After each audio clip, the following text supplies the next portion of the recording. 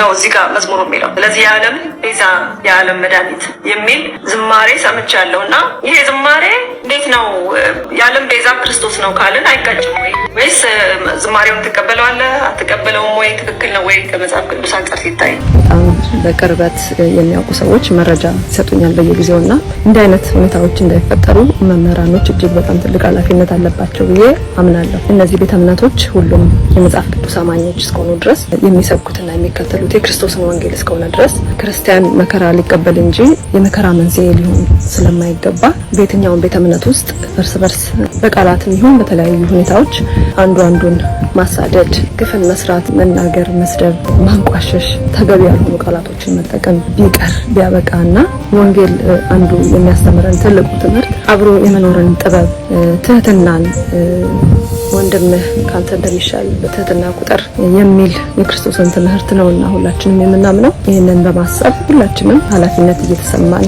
ብንናገር የፈለገ አይነት ችግር ውስጥ ብንሆን እግዚአብሔር አምላክ ከገጠመን ችግር በላይ ኢትዮጵያ ኦርቶዶክስ ቤተክርስቲያን ነገረ ማርያም ዶግማዋ ነው። የሚመራው ካለ መናፍቅ በደንብ አስተጋብታችሁ ንገሩት። እሺ።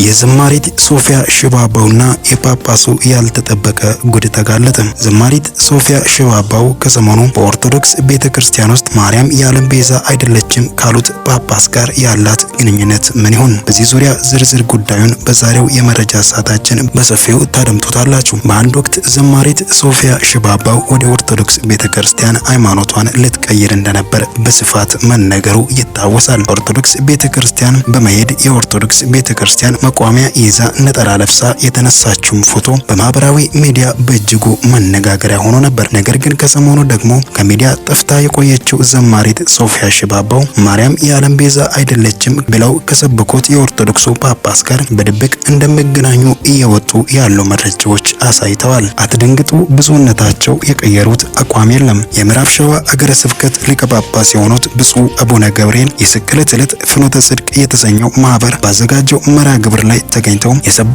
ግብዣ በሚል ርዕስ ስለ ክርስቶስ የቤዛነት ስራ መስበካቸው ይታወሳል። ይህንኑ አጉልቶ ለማሳየት ከተጠቀሟቸው ምሳሌዎችና አባባሎች መካከል ደግሞ እመቤታችን ቤዛ አይደለችም፣ አትደንግጡ፣ ቤዛ ልጇ ነው፣ ቤዛ ተቀዳሚና ተከታይ የሌለው አንድ የእግዚአብሔር ልጅ ብቻ ነው የሚል ቃል በመጠቀማቸው ከበርካታ ኦርቶዶክሳውያን ዘንድ ብርቱ ተቃውሞ ደርሶባቸዋል። ይሄው ሰበብ ሆኖ ቅዱስ ሲኖዶስ አስቸኳይ ስብሰባ ጠርቶ በጉዳዩ ላይ እየመከረበት ሲሆን ኢትዮጵያ ኦርቶዶክስ ተዋሕዶ ቤተክርስቲያን ዋና ጽሕፈት ቤትም የብፁዕ አቡነ ገብርኤል መልእክት ለተላለፈበት ፍኖተ ጽድቅ ቴሌቪዥን የሰጠውን የዘገባ ፍቃድ ለጊዜው ማገዱ ተሰምቷል። ዛሬ ደግሞ ብፁዕነታቸው ይቅርታ ጠየቁ ተብሎ ማህበራዊ ሚዲያው ላይ ስንሸራሸር በተመለከትኩት ቪዲዮ ላይ የክርስቶስን ብቸኛ ቤዛነት በተመለከተ ግርግሩን ፈርተው የቀየሩት አቋም ባለመኖሩ አኩርተውኛል። ከማብራሪያቸው ከፊሉ እንዲህ ይላል። በዕለቱ የተደረገውና ስለ ቤዛነት የተነሳው ሐሳብ ጌታችንና አምላካችን ኢየሱስ ክርስቶስ በመጠራበት ቤዛነትና የኃጢአት ስርየት ፍጡር ልጠራ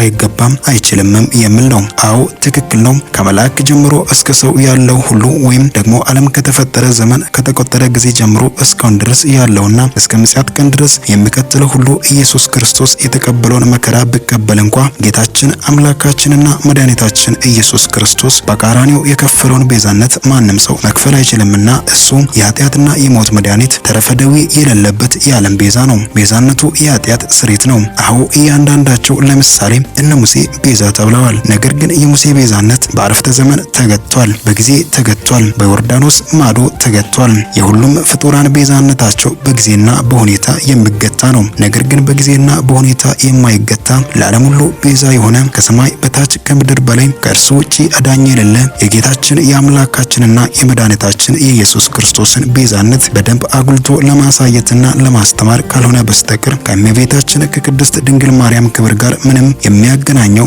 አንዳች ነገር የለም ሲሉ ነው በርካቶች ከሰሞኑ በጳጳሱ ዙሪያ ስለተነሳው ጉዳይ ሀሳባቸውን እየሰጡ የሚገኙት። በእርግጥ ፕሮቴስታንቶች መናፍቃን ናቸው ወይ የሚል ጥያቄ አለኝ።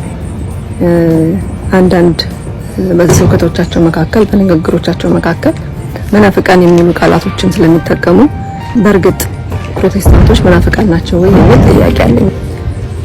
እንደሚታወቀው የፕሮቴስታንት የኦርቶዶክስና የካቶሊክ ቤተ እምነቶች ሁሉም በመጽሐፍ ቅዱስ አማኞች ናቸው። መጽሐፍ ቅዱስን መሰረት አድርገናል የሚሉ ቤተ እምነቶች ናቸው።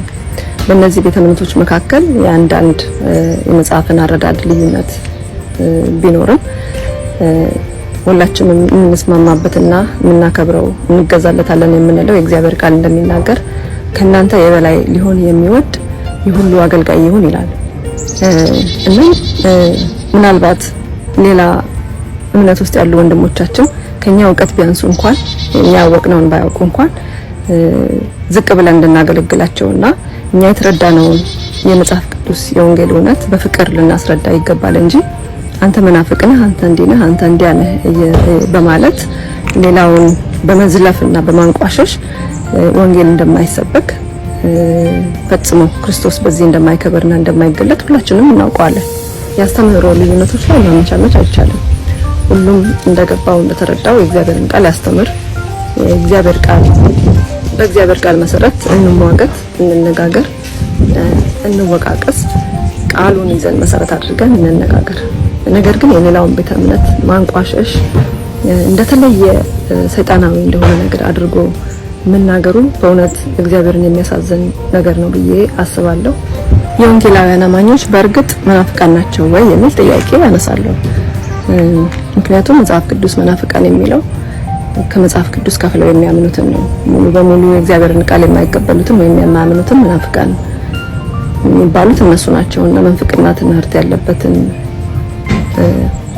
እምነት ነው እንደዛ የምንለው። እንደ ስድብም ሳይሆን እንደ መገለጫ ነው። ነገር ግን በጣም ጥቂት ኦርቶዶክሳውያን መምህራን እችን ነገር በተደጋጋሚ ስትሏት እሰማለሁና ለምን የሚል ጥያቄ አለኝ። ምክንያቱም የወንጌላውያን ቤተ እምነት ሙሉ በሙሉ መጽሐፍ ቅዱስን የሚያምን የሚቀበል ቤተ እምነት ሆኖ ሳለ የክርስትና ቤተ እምነት ሆኖ ሳለ ይሄ ስም ያለ አግባብ ለምን ለነዚህ አማኞች ወይም ለዚች ቤተክርስቲያን እንዴት ሊሰጥ ቻለ የሚል ሙግት አለኝ። እንደምታውቁት በአሜሪካን ሀገር፣ በዩሮፕ እና በመሳሰሉት ሀገራት ኦርቶዶክሳውያን እና ፕሮቴስታንቶች እጅግ ተከባብረው ነው የሚኖሩት። እንደውም አንዳንዶቻችሁ የአሜሪካ ነዋሪዎች ስለሆናችሁ ታውቃላችሁ። የኦርቶዶክስ ቤተክርስቲያን በአሜሪካ ከሚገኙ የፕሮቴስታንት ቤተ እምነቶች ቤተክርስቲያናቸውን በመከራየት ነው መንፈሳዊ ፕሮግራማቸውን የሚያካሂዱትና የዚህን ያህል ቅርበትና መከባበር አላቸው፣ መደማመጥ አላቸው። ልዩነቱ እንዳለ ሆኖ ነገር ግን አንዱን ለማንቋሸሽ ወይ ለመስደብ ሲሞክሩ አይታይምና ለምን ይሄ ሆነ የሚል ጥያቄ አለኝ። አስፈላጊስ ነው ወይ? በተለይ በገጠራማው ኢትዮጵያ አካባቢ በእንደዚህ በእምነት ልዩነቶች የተነሳ ቤተሰብ ከቤተሰብ ጋር የሚጋጭበት ሁኔታ፣ ልጆች ከቤት የሚባረሩበት፣ አላስፈላጊ ዋጋ እና ስቃይ መንከራተት የሚከፍሉበት እና ልጆች የእናታቸውን የአባታቸውን መቃብር ልጆች በወላጆቻቸው መቃብር ላይ እንዳይገኙ የሚከለከሉበት ሁኔታም እንዳለ በጣም በቅርበት የሚያውቁ ሰዎች መረጃ ይሰጡኛል በየጊዜውና እንዲህ አይነት ሁኔታዎች እንዳይፈጠሩ መምህራኖች እጅግ በጣም ትልቅ ኃላፊነት አለባቸው ብዬ አምናለሁ። እነዚህ ቤተ እምነቶች ሁሉም የመጽሐፍ ቅዱስ አማኞች እስከሆኑ ድረስ የሚሰብኩትና የሚከተሉት የክርስቶስን ወንጌል እስከሆነ ድረስ ክርስቲያን መከራ ሊቀበል እንጂ የመከራ መንስኤ ሊሆን ስለማይገባ በየትኛውም ቤተ እምነት ውስጥ እርስ በርስ በቃላትም ይሁን በተለያዩ ሁኔታዎች አንዱ አንዱን ማሳደድ፣ ግፍን መስራት፣ መናገር፣ መስደብ፣ ማንቋሸሽ፣ ተገቢ ያልሆኑ ቃላቶችን መጠቀም ቢቀር ቢያበቃና ወንጌል አንዱ የሚያስተምረን ትልቁ ትምህርት አብሮ የመኖርን ጥበብ፣ ትህትናን፣ ወንድምህ ካንተ እንደሚሻል በትህትና ቁጥር የሚል የክርስቶስን ትምህርት ነውና ሁላችንም የምናምነው። ይህንን በማሰብ ሁላችንም ኃላፊነት እየተሰማን ብንናገር እያንዳንዱ ቃል ወጥቶ በውጭ ባሉት ሰዎች ላይ ምን አይነት ተጽዕኖ እንደሚፈጥር ምን አይነት ችግር እንደሚያመጣ ስለማናውቅ ከመጽሐፍ ቅዱስ ውጭ የሆነ አስተሳሰብና ንግግሮችን ማረም ብንችል የሚል ሐሳብ አለኝ። ይህንን ስናገር በፍጹም ትህትናና እንደ ታናሽ እህታችሁ ሀሳብ ለማቅረብ ያህል ነው። የኢትዮጵያ ኦርቶዶክስ ቤተክርስቲያን ነገረ ማርያም ዶግማዋ ነው። የሚመራው ካለ መናፍቅ በደንብ አስተጋብታችሁ ንገሩት። እሺ ደርሶናል። እኛም እኮ እናውቃለን። እኛ እኮ ዶግማችሁ አይደለም አላልንም፣ ዶግማችሁ እንደሆነ እናውቃለን። በነገራችን ላይ በጣም መወዳችሁና ማከብራችሁ ኦርቶዶክሳውያን በዓለም ዙሪያ ያላችሁ እንዲሁም ፕሮቴስታንቶች በኦርቶዶክሳውያን ደግሞ መናፍቅ የተባላችሁ ፕሮቴስታንቶች ይህንን ቪዲዮ ሼር፣ ኮፒ ሊንክ አድርጉ፣ ለብዙዎች አድርሱ። እንግዲህ ኦርቶዶክስን አታውቋትም ስትሉን እና ተመለሱ ስትሉን ወዴት ነው የምንመለሰው? ዶግማው ተቀበሉና ትሉናላችሁ። ዶግማው የት ነው ስንባል አይ 5ቱ አዕማደ ምስጢራት 7ቱ የቤተክርስቲያን ምስጢራት ብቻ ነው። ኖ ኖ ኖ ኖ ነገረ ማርያም ዶግማችሁ ነው። ነገረ ማርያም ዶግማችሁ ነው ስንል በማስረጃ ነው። ያንን አሁን ብዙዎቻችሁ ሰፋ አድርጋችሁ አይምሯችሁ ልባችሁ በጌታ ፍቅር ወዳችኋል። በደንብ ስሙልኝ። ኦርቶዶክስ ምንድነው የምታምነው? ኦርቶዶክስ ማርያምን ራሱ ቤዛ ነው ስትል እንደ ኢየሱስ ነው ወይስ አይደለም? አረ ግጥም አርጋ ልክ እንደ ኢየሱስ ቤዛነቷ የማርያም ቤዛነት እንደ ኢየሱስም ነው እንደ ሙሴም ነው፣ ከፈለጋችሁ እንደ ሔዋንም ነው እንደ ኢየሱስም ነው። ይሄ የኦርቶዶክስ ዶግማቲክ ትምህርቷ ነገረ ማርያም ላይ ነው። ዶግማ ነው ተብለናል። የምንሰማውን እንናገራለን። የሚሰማ ጆሮ ያለው ይስማ። ወዳችኋለሁ። በደንብ ስሙ። እስኪ እስከ መጨረሻ ከዋሻው ተመልከቱ። ኢትዮጵያ ኦርቶዶክስ ቤተክርስቲያን ነገረ ማርያም ዶግማዋ ነው። የሚመራው ካለ መናፍቅ በደንብ አስተጋብታችሁ ንገሩት። እሺ ነገረ ማርያም ያለውን ትቀበለዋለህ ወይ? በደንብ እቀበለዋለሁ። ይህንን ሐሳብ ስትቀበለው እመቤታችን ቅድስት ድንግል ማርያም የዓለም ቤዛ ያልሃት ጌታን በመውለዷ ነው ምትሏት ኦርቶዶክሳውያን ነው ወይስ በሞቷ ነፍሳትን ስላተረፈች ነው ለሚለው ጥያቄ ሁለቱንም እቀበለዋለሁ። ምክንያቱም የጌታ እናቱ ስትሆን ለቅዱሳኑ ሁሉ በሰጠው ቃል ኪዳን ነፍሳትን በእርሷ ሞት ታድን ዘንድ ቃል ኪዳን ገብቶላታል። የት መጽሐፍ ማስረጃ አለህ? ነገረ ማርያም ማለት ነው። ለሰዎች ሁሉ ቤዛ ሆኖ የሞተው ክርስቶስ እንደሆነ በግልጽ ይናገራል። ጥቅስ መጥቀስ አያስፈልግም። ቤዛ ነው ኢየሱስ ክርስቶስ ብቻ ነው። አድምጠኝ። ስለ ሰዎች ሁሉ የሞተው ኢየሱስ ክርስቶስ ብቻ ለመሆኑ ማስረጃህን ንገረኝ። ሌላ አለ የሞተ? ስለ ድንግል ማርያም ሞትና ትንሣኤ እንዲሁም ስለ ዕርገቷ የሚናገሩ ብዙ መጻሕፍት አሉ። ለምሳሌ የቤተ ክርስቲያናችን መጽሐፍ በሆነው ነገረ ማርያም ገጽ 764 እና 765 ባለው ምንባብ እንዲህ ይነበባል። ከ9999 ነፍሳት በአንድ ቀን ተኮንነው ገሃነመ እሳት ሲወርዱ አሳያት፣ ጌታችን ኢየሱስ ክርስቶስ ማለት ነው። እነዚህንም ነፍሳት እመቤታችን እግዝእትነ ማርያምን ባዩ ጊዜ እናታችን እመቤታችን ሆይ ለዘመዱ የማያዝን አንጀት፣ ራሱን የማይሸከም አንገት፣ አንጀቱም አንጀት አንገቱም አንገት አይደለም፣ ከልጅሽ አስታርቂን፣ ከገሃነመ እሳት አውጭን ብለው ቢያለቅሱባት እመቤታችን እግዝእትነ ማርያም ልጄ ሆይ ወዳጄ ሆይ እባክህ ማረልኝ አለችው። ኢየሱስ ክርስቶስን ማለት ነው። እርሱም ፀሐየ ጽድቅ ጌታችን ኢየሱስ ክርስቶስ እኔ ደቂቀ አዳምን ከገሃነመ እሳት አውጥቼ መንግሥተ ሰማያት ያገባው ተገፍፌ ተገርፌ ተሰቅዬ ተቸንክሬ ሞቼ ተነስቼ አይደለምን? አንቺም ለነዚህ ነፍሳት በኃጢአታቸው ካልሞትሽላቸው ዘለዓለም በገሃነመ እሳት ወርደው ይቀራሉ አላት። እርሷም እመቤታችን እግዝእትነ ማርያም እነዚህን ነፍሳት ዘለዓለም በገሃነም ወርደው ቢቀሩ እንኳን አንድ ጊዜ 7 ጊዜ ልሙት ብላ ሙታለች። ኋላም ለፍጥረቱ ታዲያ ዋሸን እንዴ? ወደ ኦርቶዶክስ ተመለሱ፣ ወደ ወጣችሁበት ጌታችሁ ተመለሱ የምትሉ፣ ከታዱሳውያኖች ተመለሱ፣ ጴንጤዎች ተመለሱ የምትሉ፣ ጴንጤ ነበርኩ ኦርቶዶክስ ሆንኩ የምትሉ ደህና ናችሁ? ሰላም ናችሁ? እኔ በጣም ደህና ነኝ፣ እወዳችኋለሁ። እውነታው ይሄ ነው። የሰማችሁ እንግዲህ ለሁሉ አካፍሉ። እኔ እንደሚገርም ነገር በጣም ብዙ ተለማምጄበታለሁ። በእንደዚህ አይነት አባት ሆይ ልብስ ስለሌለኝ እባክህ ልብስ ግዛልኝ ብዬ ልክ ልጅ አባቱን እንደሚጠይቅ ልክ እንደዛው ጠይቅ ነበር። በእለቱ የተሰጠኝ ልብስ ግዛልኝ አባት ሆይ፣ መድረክ ላይ የምቆምበት ልብስ ስለሌለኝ ልብስ ግዛልኝ። በንጋታው መልስ አገኝ ነበረ። በጌታ ፊት እኮ ነው ወይ ሰው ወስዶ እጄን ይዞ ያሰፋልኛል ወይ ደግሞ ያለውን ሼር ያዛን ጊዜ 600 500 ብር አደገኛ ኢጥ ያለ ሱፍ አለ ጸየው ልሳን ራሱ ምን አዘበ እንዳንተ አይነት ሰው ግን በእለቱ እግዚአብሔር የመለሰውን ልብስ መውቀስ አትችልም። መልሱ ትክክለኛ ነው። ስለዚህ በዛ ጊዜ ላይ ሲለበሱ የነበሩትን እናንተ ራሳችሁ ትከተሉ ነበር ሰምቻለሁ።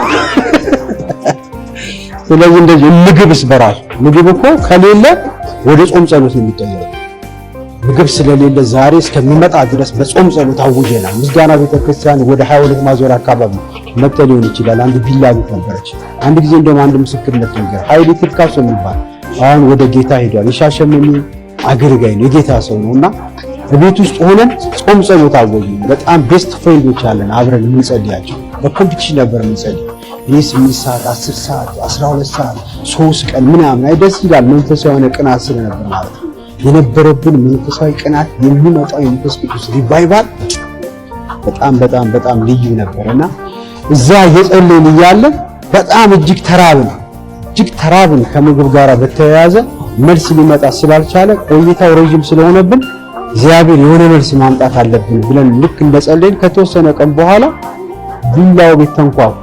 ቢላ ቤቱ ነበረ ቸርቹ የነበረውና ተንኳክቶ የከፈትኩት እኔ ሄጄ ስከፍት አንድ የሆነ ሰው ዱቄት ተሸክሞ እና እዚህ ቤት ነው የተላኩት አለ። አረ ተሳስተሃል ብራዘር፣ እዚህ ቤት አይደለም። ወፍጮ ቤት አስፈጭቶ ሌላ ቤት ተሳስቶ ስለመጣ መሰለኝ ሌላ ቦታ ነው ወደ አይደለም እዚህ ነው አለ። እዚህ አይደለም፣ እዚህ ማንም ሰው እህል ሊያስፈጭ ይሄ አይልክም። ወፍጮ አይደለም ተልኬ ነው አለ። አውርድና አውራኝ አለ። አውርድ ምንድነው መከት ነው የመጣው?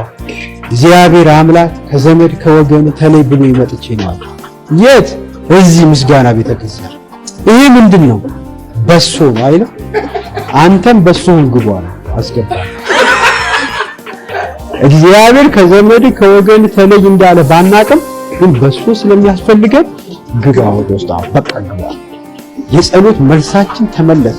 አይ በዛ ጊዜ ላይ በሶ ይዞ ተቀላቀለ። ሚራክል በቃ ቤት ውስጥ ከገባ በኋላ መድረኩ ምኑ አንዱ በጭብጦ መልክ ይበላል፣ አንዱ በፍርፍር መልክ ይበላል፣ አንዱ ያው ለረጅም ቀን ከመብላታችን የተነሳ አንዱ ተማረረና ምን ቢልጡ ነው እግዚአብሔር አምላክ የበሶ ዘመን በቃ ብሎኛል።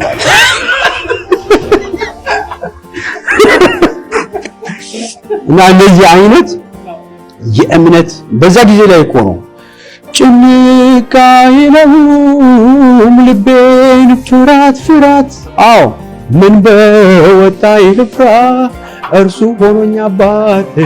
አይ የሰማይ ወፎች ጠግበው ካደሩ አረ እንዴት ከፍ አይኖርም እነሱ ከኖሩ ወይን የታምራት አድርጎታል።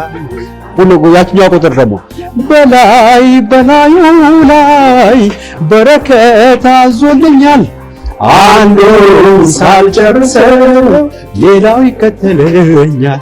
ገና ሳልፈጽመው የጥያቄን ቃል መልሴ በደጅ ቆሞ በር ያንኳኳልኛል።